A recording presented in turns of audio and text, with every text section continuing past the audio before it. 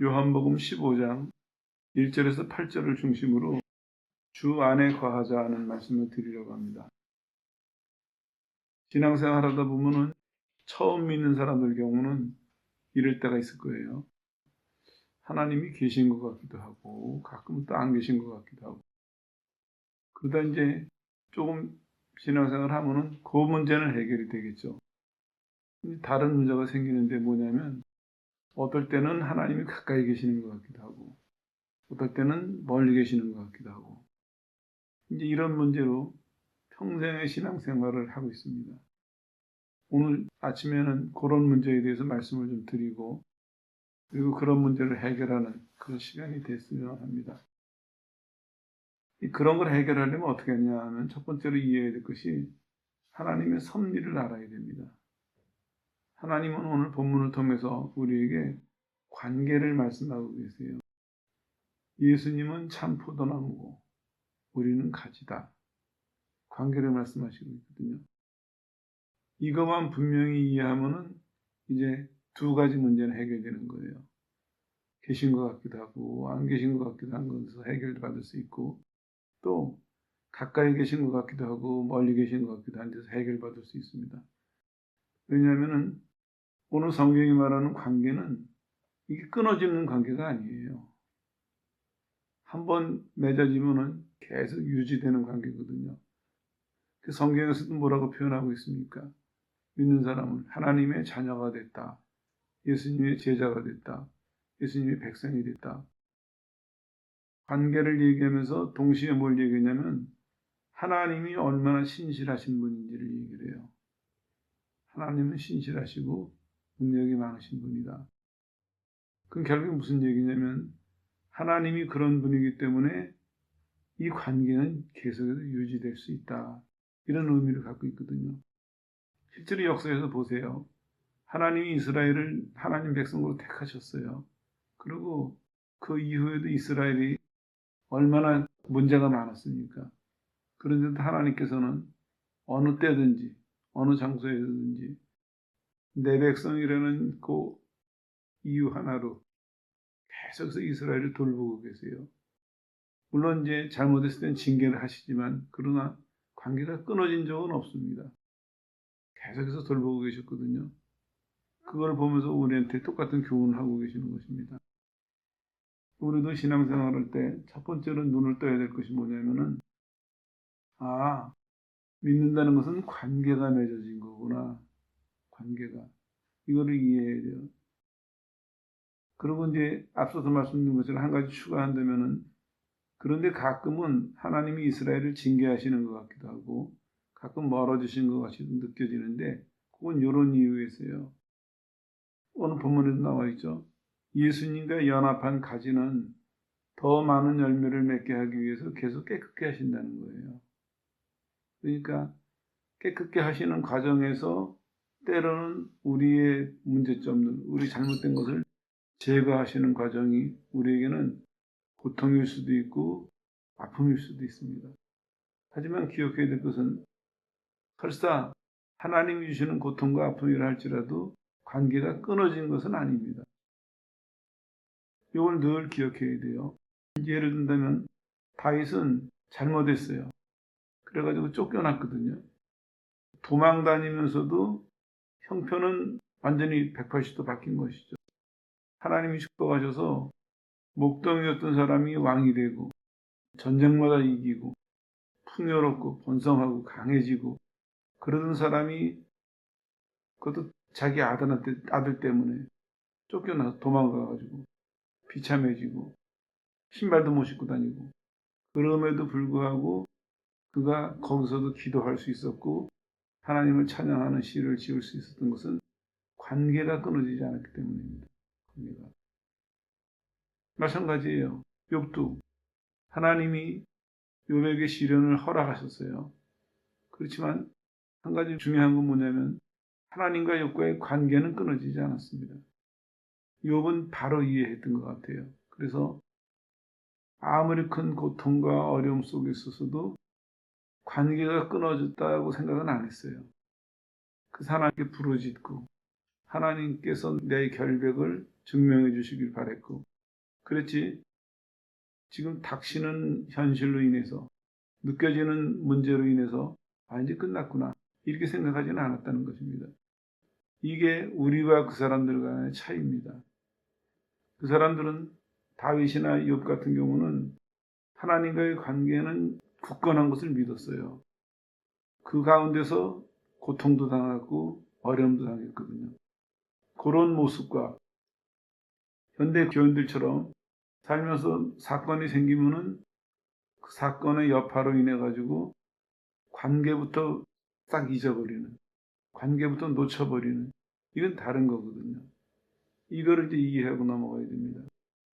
하나님께서는 이렇게 설명하고 계세요. 예수님은 포도나무고 우리는 가지다. 그리고 성부는 뭘 하시냐면 그걸 돌보시는 농부다. 그래서 가끔은 더 많은 열매를 위해서 깨끗게 하시기는 하지만 그러나 그것이 관계를 끊는 것은 아니시다. 이거를 이제 잘 기억해야죠. 그리고 앞으로도 마찬가지예요. 신앙을 하나님과의 관계다 하고 이해했을 때 그때 이제 내가 무엇을 해야 될지, 무엇을 어떻게 해야 될지 이걸 알 수가 있습니다. 이 말씀을 왜 드리냐면은 주제를 조금 더 앞당겨서 말씀드리면 사람들이 교회 나와가지고 열매 맺으라는 얘기는 참 많이 들어요. 열매를 맺어라. 그건 성경적이죠. 뭐가 문제냐면 열매를 맺는 방법에 문제가 있어요. 성경이 말하는 것은 열매를 맺는 제일 첫 단계가 관계거든요. 근데 우리는 그 부분이 약해요. 이해가. 교인 스스로도 이해가 약하고 교회에서도 그걸 잘 못 가르쳐요. 그러니까 관계가 이해 안 되는 상태에서 거기서 열매를 맺으라는 얘기를 주로 들어요. 그리고 본인들 생각에는 믿는 사람이니까 열매를 맺는 게 당연하다고 생각을 해요. 열매를 맺으려고 노력은 하는데 성과는 별로 없어요. 그러니까 양심적인 사람은 맺어야 되는데 못 맺으니까 부담을 갖고 살고, 또 그러지 못한 사람들은 좀 노력해보다가 이거 안 되는구나 포기해버리고, 그래서 열매 얘기만 나오면 즐거운 얘기가 아니라 부담이 되는 얘기가 돼요. 실제로 또 열매는 못 맺으면서, 그러니까 어중간한 상태에서 열매는 없으면서도 열매 얘기는 하고 있고, 열매 얘기는 하는데 기쁨과 즐거움은 없고 부담만 가지고 살고 이렇게 되거든요. 요걸 이제 오늘 해결하려고 합니다. 다시 정리해 드릴게요. 관계를 알아야 내가 무엇을 어떻게 해야 될지를 알게 됩니다. 다시 말씀드리면 관계를 분명히 이해하고 그 위에 견고하게 서야 열매를 맺는 첫걸음을 떼어낼 수가 있거든요. 이게 대단히 중요합니다. 성경을 쭉 읽으면서 보세요. 구약은 하나님이 이스라엘을 대하실 때, 신약은 예수님이 개인을 대하실 때 제일 먼저 뭘 선언하십니까? 너와 나의 관계를 설명하세요. 하나님이 택하신 백성이다. 하나님이 구원하신 백성이다. 예수로 말미암아서 구원을 얻었다. 관계를 설명하거든요. 이게 분명하면 되는데 이게 이제 분명하지 않으면은 그 다음 얘기는 길을 못 찾는 것이죠. 어려운 거 아닙니다. 사람들이 생각하기에 열매를 맺으려면 좀 더 많이 알아야 되고 잘 알아야 되고 열심히 해야 되고 이렇게 생각하는데 틀린 말은 아니지만 더 중요한 게 있어요. 뭐냐? 관계가 분명하면 돼요. 관계가. 설명을 드릴게요. 제가 두 번째로 말씀드릴 게 뭐냐면 예수님과 연합입니다. 예수님은 관계를 설명하시면서 나와 너가 연합되어 있다 말씀하세요. 나는 포도나무고 너는 가지다. 그게 무슨 얘기입니까? 우리는 붙어 있다 하는 얘기거든요. 붙어 있다. 이제 이 붙어 있는 것이 이해가 돼야 그 다음에 붙어 있기 때문에 교제가 가능하구나. 그리고 그 교제를 해야만 거기서 저절로 열매를 맺을 수 있는 지혜도 얻고 열매를 맺을 수 있는 능력도 얻고 이렇게 되는 거거든요. 이 기초를 우리가 설명을 안 하거나 기초를 제대로 이해 못하고 지내니까 문제가 생기는 것이죠. 교인들 보면은 이런 문제가 있어요. 하나님은 이제 멀리 계시다 이렇게 느껴지는 사람들은 뭐냐면 예수님과 연합한 것을 모르거나 아니면 잊어버리고 살아요. 신앙생활하면서. 그러니까 이 사람의 신앙생활은 혼자서 하는 거예요. 하나님과의 교제 없이. 성경을 보면 이래야 되는구나, 저래야 되는구나, 그것까지는 내용은 알아요. 근데 문제가 뭐냐면 그걸 혼자서 해요. 혼자서. 마치 이런 것 같아요. 포도나무에 가지가 하나 있는데 포도 열매를 맺으려고 뚝 떨어져서 혼자서 밭을 막 돌아다녀요. 영양분도 빨아들이려고 하고 물도 빨아들이려고 하고 바람도 쐬려고 하고 햇빛도 받으려고 하고 혼자서 막 돌아다녀요. 이게 불가능한 얘기거든요. 근데 실제로 우리는 그렇게 살아가고 있다는 거예요. 그 결국에 뭐냐면 연합을 이해 못하니까 교제가 안 되는 거예요. 그래서 혼자서 예수님하고 교제 없이 일방적으로 신앙생활을 하는 것이죠. 이건 이제 좀 더 다른 식으로 설명해 보면 이렇게 보여져요. 그 사람은 신앙생활이 연합을 근거로 하는 것이 아니라 자신의 이해, 본인이 이해한 것, 아니면 본인이 경험한 것, 아니면 본인의 감정에 근거해서 신앙생활을 해요. 기복이 심해요. 아는 건 자신 있고 모르는 건 두렵고 또 내 상태가 좋으면 충만하다고 생각하고 내 상태가 안 좋으면 충만하지 못하다고 생각하고 충만이 가지인 예수님으로부터 나온다고 믿어야 되는데 충만이 내 컨디션이나 내 노력이나 내 조건이나 나로부터 나온다고 생각을 해요. 그러니까 내가 부족했을 경우는 내가 뭘 안 하거나 잘못했을 경우는 충만을 아예 생각을 못해요. 사도행전을 자세히 보세요. 그 사람들이 충만했던 조건이 뭐였습니까? 계속 그들을 충만하게 하셨어요. 충만한지라는 대부분이 수동형으로 쓰여 있습니다. 그게 무슨 얘기입니까? 하나님이 그들을 충만하게 하신다는 얘기거든요. 충만하게 하셨다는 얘기예요. 근데 우리는 그거를 내가 충만해지려고 노력하고 내가 충만을 유지하려고 노력하고 시작부터가 잘못된 것이죠. 이런 문제를 우리가 갖고 있는 것입니다. 현실에서 보면 사람들 신앙도 그렇고 예배도 그렇고 기도도 그렇고 다 그래요. 다 본인이 노력해서 이거를 소유하거나 유지하려고 노력하는 것이죠. 예수님께서 오늘 자세하게 설명을 하고 계세요. 열매를 맺는 게 연합이 필요하되 물론 심판 때는 열매가 있느냐 없느냐에 따라서 결과가 달라질 거예요. 근데 중요한 건 뭐냐면은 열매를 맺기 위해서는 그 전 단계를 알아야 돼요. 전 단계를 모르면은 열매가 좋아 보여서 아니면은 심판 때 내가 벌을 받을까봐 부담을 가지고 노력은 하는데 잘못된 노력을 하게 되는 것이죠. 첫 번째로 예수님이 강조하시는 것이 뭐냐면 은혜를 받아야 된다 이렇게 말씀하고 계세요. 3절에 말씀하시죠. 너희는 내가 일러준 말로 이미 깨끗해졌다. 앞서서도 얘기가 나왔어요. 하나님 어떻게 하십니까? 농부는 열매를 맺기 위해서 가지를 깨끗하게 하신다 그랬어요. 땅지 못한 건 제거하신다 그랬거든요. 같은 맥락으로 이해하시면 되겠어요. 예수님은 이렇게 말씀하세요. 내가 일러준 말로 너희는 깨끗해졌다. 정확하게 번역하면 이런 말이에요. 내가 너희에게 말한 그 말 때문에 너희는 이미 깨끗해졌다. 보충해서 설명을 하면요. 예수님이 말씀을 하실 때 그 말씀을 믿었어요. 그 말씀을 믿으니까 깨끗해진 거예요. 이게 시작입니다. 하나님이 우리를 깨끗하게 하실 때는 어떻게 하실까요? 계속 말씀하셔서 깨끗하게 하시는 거예요. 말씀하셔서 하나님의 뜻도 알려주시고 하나님의 방법도 알려주시고 하나님의 때도 알려주시고 그러면서 계속 우리가 가지고 있던 것들을 계속 바꿔놓으시거든요. 하나님이 원하시는 쪽으로 계속 바꿔가세요. 그리고 그거를 받아들여서 따라가는 사람은 계속 깨끗해지는 거예요. 열매를 맺기에 합당한 조건을 계속 갖춰나가는 거예요. 더 정확하게 말씀드리면 나무인 예수님으로부터 열매를 맺을 수 있는 것이 공급이 될 때 그걸 잘 받아들일 수 있도록 아니면은 거기에 방해되는 것들이 계속해서 없어지니까 이 사람은 계속해서 합당해지고 열매를 맺는데 문제가 없겠죠. 이 자연스러운 거거든요. 그렇게 이해하시면 되겠어요. 나무가 나왔으면 나무의 예를 들게요.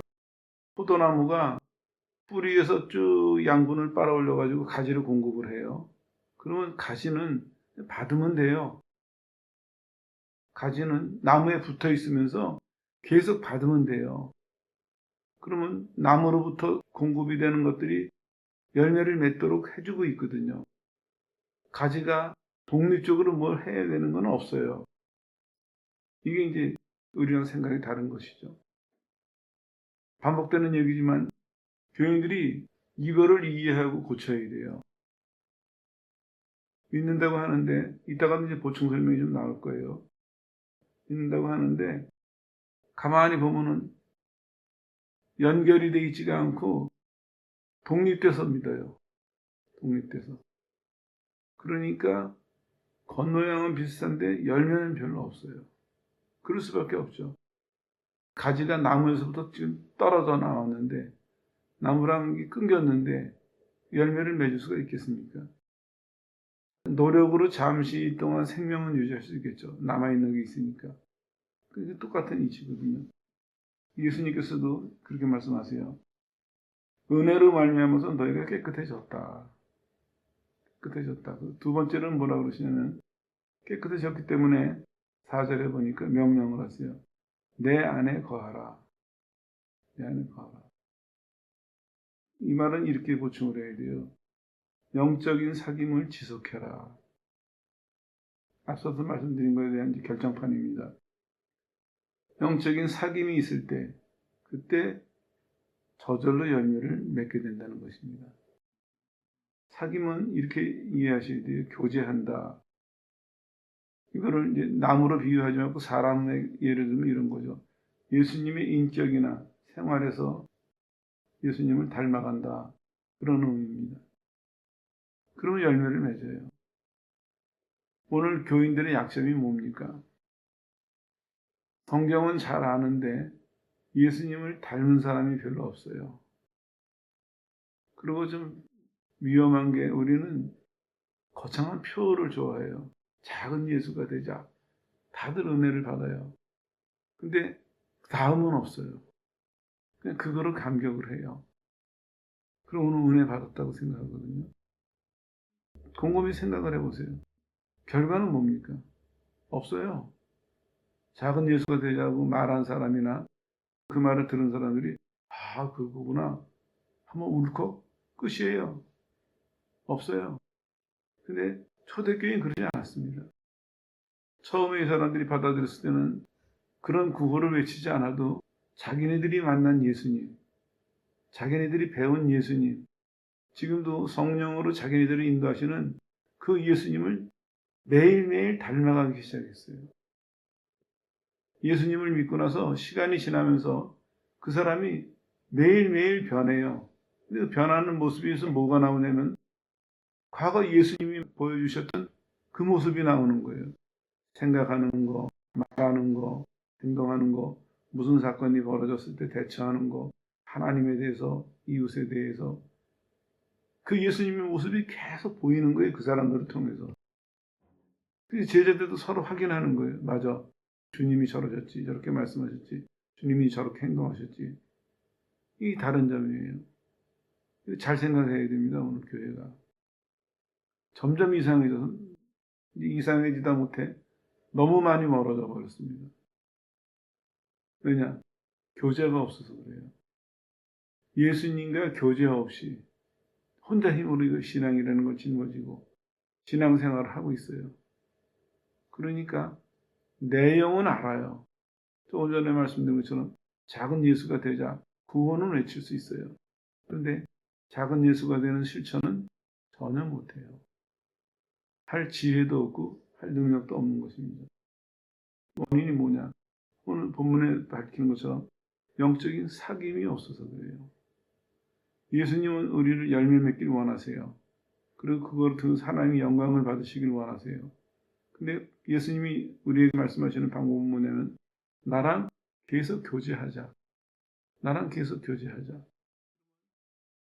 예수님과 교제하면서 예수님이 어떤 분인지를 배우고 예수님의 방법을 배우고 목적을 배우고 뜻을 배우고 닮아가는 거예요. 닮아가다 보니까 따로 힘쓰지 않아도 별도로 생각하지 않아도 자연적으로 닮은 것만큼 표현이 되는 거예요. 그건 어쩔 수 없는 거거든요. 결국엔 가진 게 나오는 거니까. 물론 어느 부분에서는 그렇지 못한 사람이라도 배워서 그 순간 그렇게 할 수는 있어요. 그러나 길게 본다면 결국에는 각자가 가진 거를 내보이면서 사는 거거든요. 그래서 예수님께서도 그걸 강조하고 계세요. 내 안에 거하라. 오늘 제목을 주 안에 거하라고 잡은 것도 본문에 있기 때문이지만 이게 핵심입니다. 이게 생명력입니다. 믿는 사람들의 경우 예수를 믿는 그 힘이, 예수를 믿는 그것이 유지될 수 있는 방법은 딱 하나예요. 주님과 계속 교제하는 것입니다. 그러면 매일매일 새 힘을 공급받을 수가 있습니다. 매일매일 충만함을 공급받을 수가 있어요. 요한복음이 어떻게 시작하고 있습니까?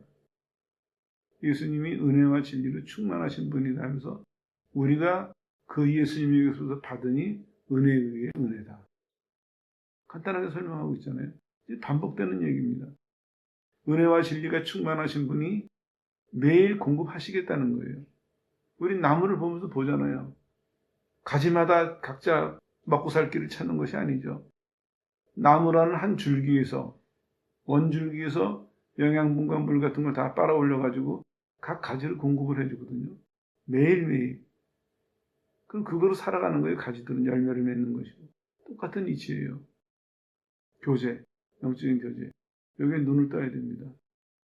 하나님은 살아계세요. 하나님은.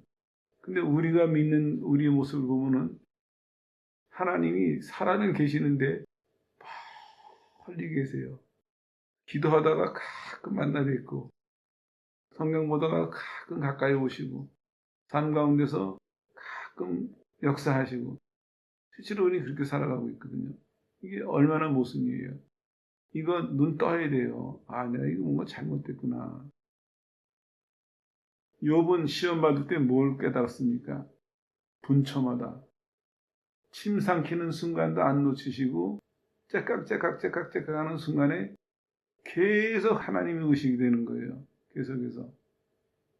그래서 고난 받았지만 욥이 믿음이 좋은 사람이었죠. 믿음이 좋은 사람이었는데 고난을 통해서 더 세밀하게 더 밝게 눈 띄워주신 거예요. 예전에 욥이 알고 있던 하나님보다도 더 세밀 오죽하면 분초마다 살아계셔서 나를 인도하십니다. 이걸 고백하잖아요. 진짜 분초마다 살아계세요. 근데 이유는 있어요, 물론. 왜냐하면 우리는 하나님을 근거로 믿지 않고 나를 근거로 믿으니까. 다시 말씀드리면 결과를 근거로 믿으니까 바라는 게 잘 되면은 하나님이 살아계시고 나랑 함께 계시고 이러고 바라는 게 늦어지거나 안 되면은 그 말이 쏙 들어가고 내 비지를 믿기 때문에 그런 거 이유는 되긴 해요. 근데 가장 큰 문제는 뭐냐면 교제를 몰라요. 그래서 좀 열심히 내는 사람들은 일방적으로 믿고 안 그런 사람은 믿는데 뚝 떨어져서 혼자 생활하고 이런 결과로 오게 되는 것이죠. 그런데 추가해서 말씀드리면요.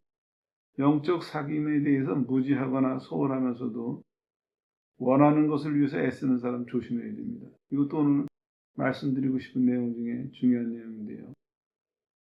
사람들이 조금 전에 말씀드린 것의 연장인데 신앙생활 한다고 그러고 나름대로 노력을 해요. 근데 문제는 뭐냐면 자기 나름대로 노력하는 거예요. 하나님이 농부시잖아요. 예수님이 원줄기고 그럼 벌써 그 말 속에 무슨 뜻이 내포되어 있습니까? 주도권은 하나님이 갖고 계시는 거거든요. 하나님이 주체가 되셔야 돼요. 우리는 거기서 배워야 될 것이 내가 종속되어 있었구나. 종속되어 있는 거구나. 그래서 종속되어 있다면 따라가면 되는 거예요. 우리가 노력할 것은 어디로 인도하시나 뭐라 그러시나를 귀담아 듣고 그대로 따라가면 돼요. 그러니까 어렵지가 않아요. 근데 사람들 보면은 현세적인 것을 추구하는 사람들은 물론 논외입니다. 왜냐하면 그 틀린지 우리가 다 아니까. 오늘 여기서 지금 말씀드리는 것은 현세적인 것이 아니라 할지라도 우리 생각하기 신앙적인 거라 할지라도 자기 힘으로 자기 방법으로 노력하는 사람에 대한 경고입니다. 지금 드리는 말씀은 구분하셔야 돼요. 왜냐? 세상의 것을 추구하는 건 잘못된 건 우리가 다 아니까.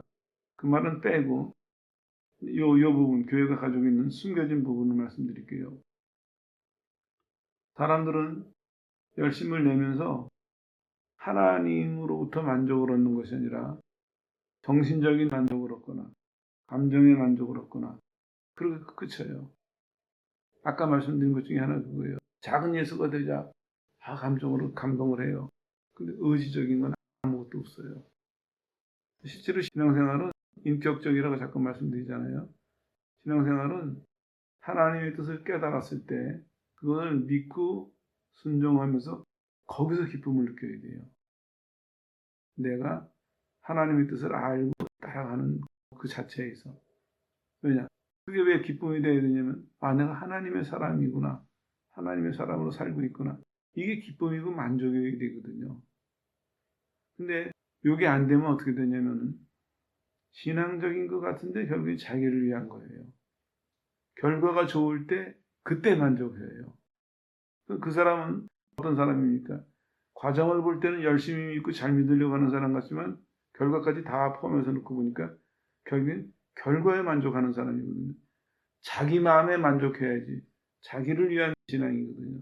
자기를 위한 노력이고. 이거 구분해야 됩니다. 이거 구분하지 않을 때 열심히 하면서 본인이 여기서 못 빠져나와요. 왜냐? 본인은 성경 보는데 열심히고 기도하는데 열심히고 선교하는데 열심히고 주의 일에 열심히고 내가 언제 세상에 시간 내서 나는 이것도 안 하고 저것도 안 하고 나는 오직 교회와 관계된 신앙과 관계되는 거기만 오직 몰두했는데 자기 혼자 정신적으로 만족하는 거예요. 자기 혼자 감정적으로 만족하는 거예요. 근데 그 사람들의 대표적인 특징이 뭐냐면 의지는 없어요. 왜? 목적이 잘못됐기 때문에. 출발이 잘못됐기 때문에. 자기를 위한 거였거든요. 그러나 하나님을 위한 사람은 달라요. 하나님을 위한 사람은 교제에 관심이 있다가 보니까 이제는 만족이 내가 아니에요. 주님이 만족하시는 것이 내가 만족하는 거예요. 바뀌죠? 그 사람의 태도가 바뀌니까 추구하는 목표가 바뀌니까 자연적으로 그 사람이 살아가는 행동도 생각도 점점 그쪽으로 바뀌어가는 거예요. 자연스럽게. 이거를 강의 시간에 배우듯이 1번, 2번, 3번 해가지고 이거 배울 수 있는 것이 아닙니다. 그래서 경고해서 말씀드린 거예요. 예수님은 5절에 이렇게 경고하고 계세요. 나는 포도나무고 너희는 가지니 저가 내 안에 내가 저 안에 있으면 이 사람은 과실을 맺나니. 이게 핵심입니다. 그리고 이렇게 말씀하세요. 나를 떠나서는 이건 이렇게 번역해야 돼요. 내가 없이는 혹은 나를 제쳐놓고는 너희가 아무것도 할 수 없다. 이게 핵심입니다. 그러니까 이제 좀 제대로 봐야 돼요. 내가 하는 것이 성경적이냐 신앙적이냐 하는 것이 중요하지 않아요. 뭐냐면 내가 예수님 안에서 같이 하느냐 예수님과 같이 하느냐 내 혼자 하느냐 이걸 볼 수 있어야 돼요. 겉모습만 성경에 있는 대로 교회가 해오던 대로 그러니까 나는 신앙적이야. 이렇게 받아들이면 안 돼요. 유대인들의 실수가 뭐였습니까? 겉모습은 조상 대대로 성경적이었어요. 율법에 있는 대로 했거든요. 전통도 그랬습니다. 다 율법을 근거로 한 전통이니까. 겉모양은 말씀 그대로였습니다. 그런데 예수님 뭐라고 책망하셨습니까? 너희 속에는 의와 신과 알맹이가 없다. 너희가 11조를 그렇게 열심히 드리고 너희가 종교생활을 열심히 하는데 문제는 너희는 알맹이가 없는 신앙생활을 하고 있다. 이렇게 예수님 책망하시지 않았습니까? 오늘날 현대교인들도 이 경고에 조심해야 돼요. 예수님을 떠나서 하는 것과 예수님과 함께 하는 것 이거는 완전히 다른 겁니다. 못 보는 사람들은 겉모습만 보고 이 행위가 신앙적이지 않느냐 이 행위를 우리는 교회에서 전통적으로 해오지 않았느냐 거기에 머물러 있다가는 예수님에게 분명히 꾸지람을 들을 거예요. 너 왜 알맹이가 없냐? 왜 껍데기뿐이냐? 겉모습은 철저하게 지키는 것 같은데 알맹이가 없으면 그건 예수님이 너 열매가 없는 사람이다. 이렇게 분류하실 거거든요. 그거를 조심해야 됩니다. 다시 경고해서 말씀드립니다. 나를 떠나서는 하는 말은 내가 없이는 혹은 나를 제쳐놓고는 우리가 아무것도 할 수 없다. 이렇게 말씀하고 계시죠. 우리는 영적인 사귐을 가져라. 이게 영적인 사귐을 지속하라는 말씀을 여기까지 이해하고 들어야 됩니다. 영적인 사귐이 계속 있어야 됩니다.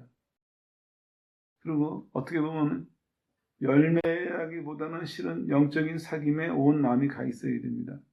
왜냐하면 영적인 사귐을 잘 유지하면은 열매는 저절로 맺어질 거거든요. 그러면서 예수님이 이렇게 덧붙여서 말씀하세요. 이유와 결과를.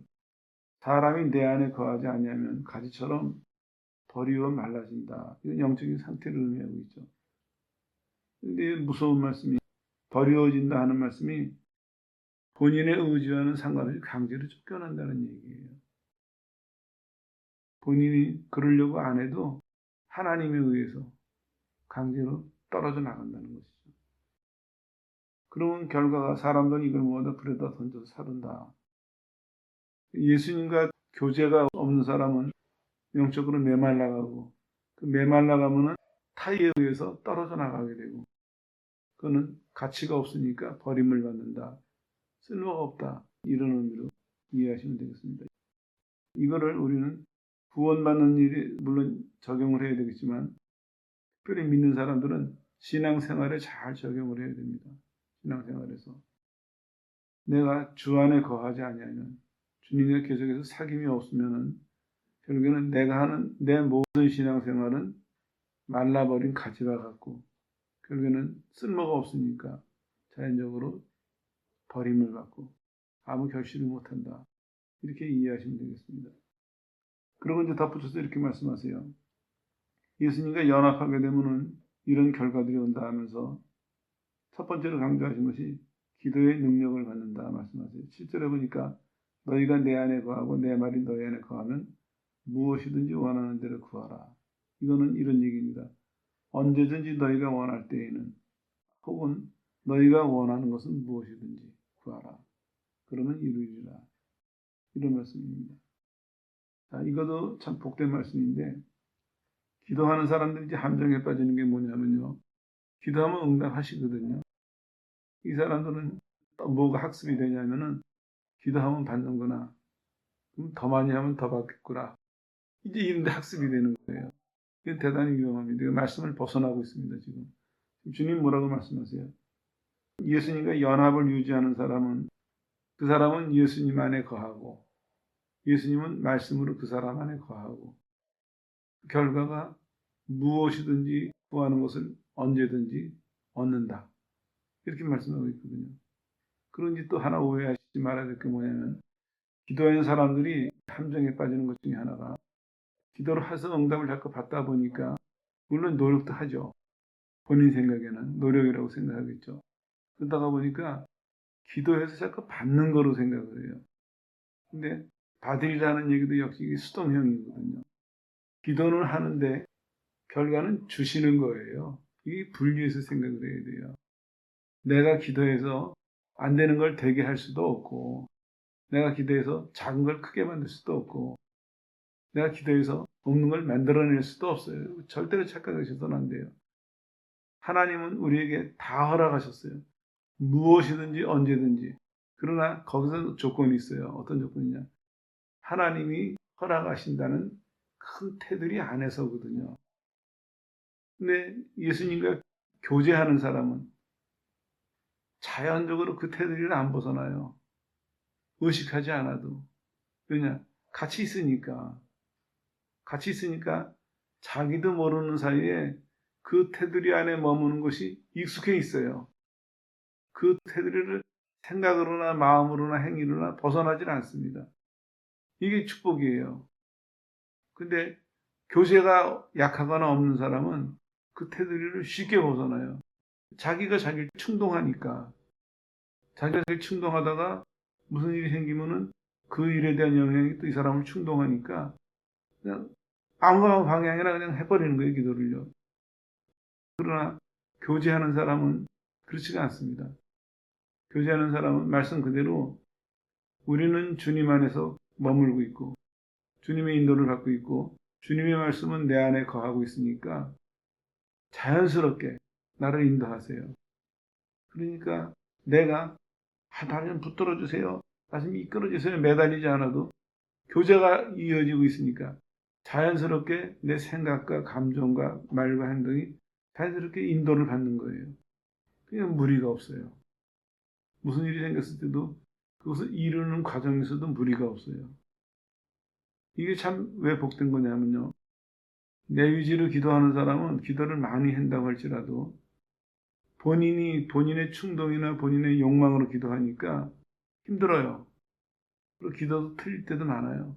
그러나 인도함을 받는 기도는 배우는 것도 자연스럽게 배우고 이루어지는 것도 자연스럽게 이루어지고 무리가 없어요.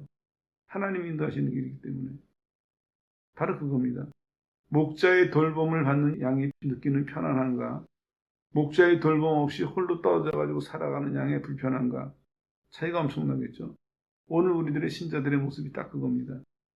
원인은 딱 하나입니다. 주님 안에 거하라. 주님과의 영적인 교제를 유지하라 하는 이 말씀에 대해서 어떻게 이것을 받아들이고 따라가느냐에 따라서 이렇게 하나님이 인도하시는 쉽고 순탄한 길로 가느냐 아니면은 본인 혼자 짐을 지고 틀리고 잘못된 길로 고생하면서 가느냐 이제 갈라지는 것입니다. 연합을 유지하는 사람은 기도의 능력을 받습니다. 두 번째로는 예수님의 제자인 것이 증명이 돼요. 그리고 하나님의 영광을 받으세요. 8절에 이렇게 있죠. 너희가 과실을 많이 맺으면 과실을 맺게 되죠. 유지하니까. 내 아버지께서 영광을 받을 것이요 너희가 내 제자가 되리라. 이런 얘기입니다. 이렇게 번역해야 돼요. 너희가 열매를 많이 맺고 내 제자인 것이 입증이 되면은 그러면 하나님께서 영광을 받으실 것이다. 이게 다 들어있죠. 우리는 신앙생활의 결과는 하나님이 영광을 받으시는 거거든요. 그게 동떨어진 게 아니에요. 그게.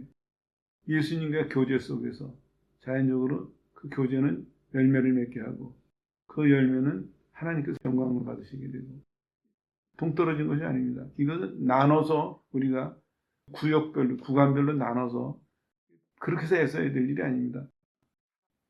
예수님과 연합한 거 그걸 유지하려고 생활할 때 자연스럽게 열매와 하나님께 충성하는 것 하나님께 영광 돌리는 것이 이어진다. 이런 얘기죠. 정리하겠습니다. 교회에서는 늘 듣던 얘기예요. 오늘 다시 반복하는 이유가 너무나 평범한 얘기고 너무나 당연한 얘기인데 우리가 이 말씀을 제대로 이해 못하니까 이 말씀을 비춰서 봤을 때 사람들의 신앙생활에서 많은 문제를 발견하게 됐어요. 오늘 말씀드린 것 중에서 한두 가지라도 교정이 된다면 한두 가지라도 추가가 된다면 그만큼 여러분들의 신앙생활과 결과가 더 올바르게 되고 풍성하게 될 것입니다. 아무쪼록 영적인 교제, 예수님과 사귐을 유지하는 것 이것에 관심을 가지고 늘 살펴보시면서 하나님에게 바로 배우고 바로 익혀서 여러분의 신앙생활이 더 풍성해지게 되기를 주 예수 이름으로 축원합니다.